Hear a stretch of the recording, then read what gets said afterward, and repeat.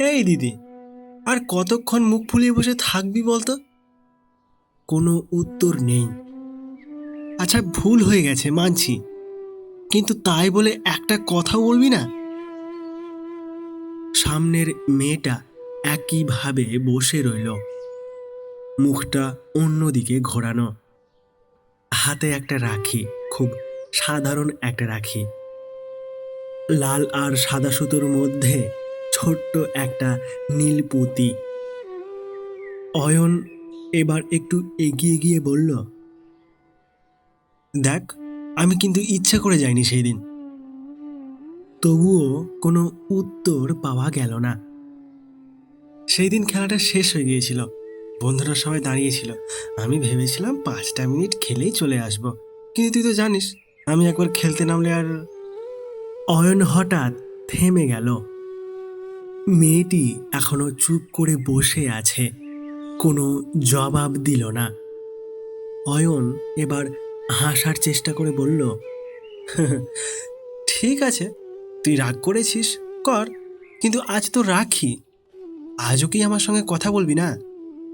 তাও কোনো উত্তর এলো না। অয়ন এবার মাটিতে বসে পড়ল। আচ্ছা, একটা কথা বলি, তুই না ছোটবেলা থেকেই খুব নাটক করিস। কিছুক্ষণ চুপ করে থেকে আবার বলল, মনে আছে তোর ক্লাস 5-এ আমার ক্রিকেট ব্যাটটা ভেঙে দিয়েছিলি, আর আমি মাকে বলে দিয়েছিলাম। তারপর তুই সারাদিন আমার পিছনে পিছনে ঘুরেছিলি, শুধু আমার সঙ্গে কথা বলার জন্য।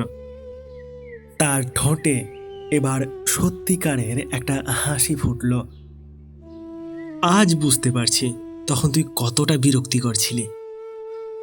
সামনে বসে থাকা দিদিটি নড়ল না। অয়ন একটু ঝুঁকে তার মুখ দেখার চেষ্টা করলো। এখন আবার এত চুপ করে আছিস কেন? আমি আমি তো বিশ্বাসই করতে পারছি না যে তুই সেই মানুষটা। কিছুক্ষণ পর সে নিজেই বলল, আমার ওপর রাগ? তারপর একটু নিচু গলায় বলল, হওয়াই উচিত। ঘরের বাইরে তখন রাখির দিনের কোলাহল। পাড়ার ছেলেরা নতুন জামা পরে ঘুরছে, পাশের বাড়ি থেকে মিষ্টির গন্ধ আসছে, দূরে কোথাও একটা মাইক বাজছে। অয়নের চোখ গেল তার দিদির হাতে থাকা রাখিটার দিকে। এটা আমার জন্য কিনেছিলি? সে এবার একটু হেসে বলল, জানি দাম বেশি নয়, কিন্তু তুই তো কোনোদিন দামি জিনিস কিনিস না। গত বছরও নিজের জন্য কিছু না কিনে আমার জন্য রাখি কিনেছিলি, আর বলেছিলি টাকা জমিয়ে রাখলে নাকি আমার কাজে লাগবে। অয়ন হাত বাড়িয়ে রাখিটা নিতে গিয়েও থেমে গেল। না, থাক, তুই নিজেই বাঁধবি। তারপর যেন একটু অভিমান করে বলল, আমি কেন নিজে বাঁধব? শুধু নীরবতা। অয়ন আবার বলল, ঠিক আছে, রাগ করিস, কিন্তু এত রাগ ভালো নয়। সে একটু কাছে সরে এলো। সেদিন তোকে দাঁড়াতে বারণ করেছিলাম, মনে আছে? তুই হাতে রাখিটা নিয়ে আমার কাছে দাঁড়িয়েছিলে, আর আমি তোকে না দাঁড়িয়ে থাকতে বলেছিলাম, খেলা শেষ করে এসে তারপর পড়বো বলে। অয়নের গলাটা ধীরে ধীরে নরম হয়ে এলো। আমি কি বলেছিলাম জানিস? সে নিজেই উত্তর দিল, বলেছিলাম এখন না, আগে আগে খেলাটা শেষ করি। কিছুক্ষণ সে চুপ করে রইল, তারপর খুব আস্তে বলল, তুই তখন কিছু বলিসনি, শুধু ওই মুখটা বাঁকিয়ে দাঁড়িয়েছিলি। অয়ন হেসে ফেলল, সেই সেই রাগী মুখটা। হাসিটা আর বেশিক্ষণ থাকলো না। আমি ভেবেছিলাম পরে এসে তোর থেকে রাখিটা পরে নিব। অয়ন মাটির দিকে তাকালো। ভাবিনি, ভাবিনি। সে থেমে গেল, পুরো কথাটা শেষ করতে পারল না। তারপর আবার নিজেকে সামলে বলল, যাই হোক, এখন তো এসেছি। সে হাত বাড়িয়ে দিদির সামনে রাখল। দে, কোনো সাড়া নেই। দে না, রাখিটা পরিয়ে দে। এই দিদি, দিদি, চুপ করে থাকিস না দিদি, দে রাখিটা পরিয়ে। অয়নের কণ্ঠে এবার অস্থিরতা দেখা গেল। তুই তুই এখনো রাগ করে আছিস? কিছুক্ষণ চুপ থেকে অয়ন খুব আস্তে বলল, তোর ওই 1 মিনিটের জন্য আমি কতবার নিজেকে ক্ষমা করতে চেয়েছি জানিস, কিন্তু প্রত্যেকবার ব্যর্থ হয়েছি, প্রত্যেকবার। ঘরের বাতাস যেন ভারী হয়ে উঠল। অয়ন চোখ তুলে তার দিদির দিকে তাকালো। সেদিন যদি আমি 5 মিনিট আগে ফিরে আসতাম। কথাটা শেষ করতে পারল না। তারপর নিজেই সে মাথা নাড়ল। এসব ভাবলে তো আর কিছু বদলাবে না মা। সে আবার মিছে হাসির চেষ্টা করল। তুই থাকলে হয়তো আমাকে আবার এসব নিয়ে বেশি ভাবতে দিতিস না। কিন্তু এবার তার নিজের কথাতেই যেন সে ভেঙে পড়ল। তুই থাকলে, বাকিটা আর বলতে পারল না। অনেকক্ষণ দুজনের মাঝখানে কোনো কথা হলো না। অয়ন ধীরে ধীরে বলল, জানিস, মা এখনো বলে আমি নাকি সেদিন তোর কথা শুনিনি বলে তুই সারাদিন রাগ করেছিলি। সে হেসে বলল, আমি বলি তুই এমনিতেই রাগেছিলি। একটু থেমে আবার বলল, কিন্তু সত্যি কথা বলতে কি, তার গলা কেঁপে উঠল। আমি যদি জানতাম ওই ডাকটাই তোর তোর শেষ। অয়ন আর কথা বলতে পারল না। চোখে জল মুছে আবার বলার চেষ্টা করল, আমি খেলতে যেতাম না, আমি খেলতে যেতাম না। তারপর যেন নিজের কাছে এসে প্রশ্ন করল, কেন গেলাম বলতো, কেন গেলাম? নীরবতা, শুধুই নীরবতা। একটা একটা রাখি বাঁধতে কতক্ষণ সময় লাগতো? তার চোখ বেয়ে জল পড়তে শুরু করলো। তুই তুই কতবার আমাকে ডাকছিলি, তুই তুই কতবার আমাকে ডাকছিলি, কিন্তু আমি তোর ডাকে সাড়া না দিয়ে চলে গিয়েছিলাম। সে এবার সামনে থাকা শূন্য জায়গাটার দিকে তাকিয়ে ফিসফিস করে বলল, আমি বলেছিলাম পরে আসছে। অয়নের কণ্ঠ ভেঙে গেল। আমি তো ফিরে এসেছিলাম দিদি, আমি তো ফিরে এসেছিলাম।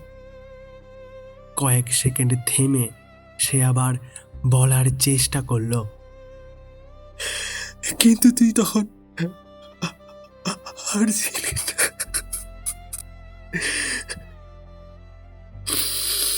ঘরটা নিস্তব্ধ। অয়ন দুহাত দিয়ে মুখ ঢেকে কাঁদতে লাগলো।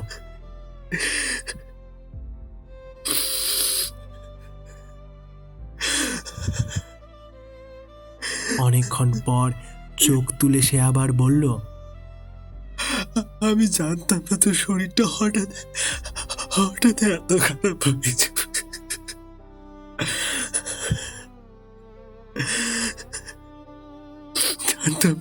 জানতাম তোকে তোকে হাসপাতাল নিয়ে যেতে হবে, জানতাম না।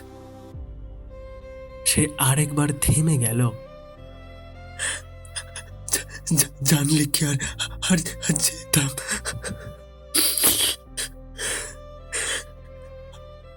তারপর অয়ন হঠাৎ শিশুর মতো কেঁদে ফেলল। আমার আমার ভুল হয়েছিল দিদি, আমার আমার ভুল হয়েছিল, খুব খুব বড় ভুল। আমায় আমায় ক্ষমা করে দে। তুই তুই আমাকে আমাকে রাখি পরাতে দাঁড়িয়েছিলি আর আমি খেলতে চলে গিয়েছিলাম।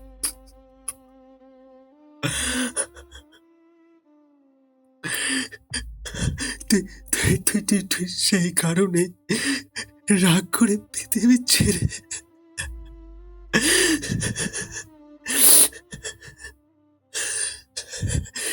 তুই কি সেই কারণে পৃথিবী ছেড়ে চলে গেলি বল?